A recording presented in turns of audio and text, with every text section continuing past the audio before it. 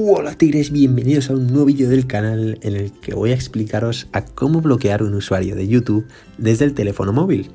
Es igual para iPhone y para Android, así que no os preocupéis aunque esté grabado desde el iPhone. Por cierto, aquí en las etiquetas os dejo el mismo vídeo tutorial, solo que he hecho desde el ordenador, laptop, PC o computadora, como prefiráis llamarlo.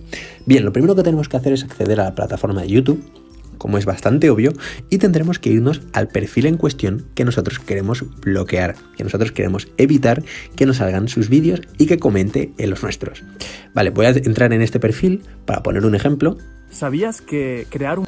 Vamos a entrar en el perfil de esta persona, que es de Más6Basket, y nosotros lo que tenemos que hacer una vez estamos en el perfil de la persona en el teléfono móvil es simplemente acceder a los tres puntitos que nos aparece arriba a la derecha. Bien, aquí nos sale la opción de compartir, bloquear usuario y ayuda y sugerencias. Nosotros tendremos que clicar en bloquear usuario para que esta persona no pueda comentar en nuestros vídeos, para que no nos salga a su canal y para que sus vídeos no nos salgan a nosotros. Yo creo que es bastante útil si alguien nos está molestando. Así que dadle un super like si os ha gustado el vídeo y nos vemos en la próxima. Que vaya bien.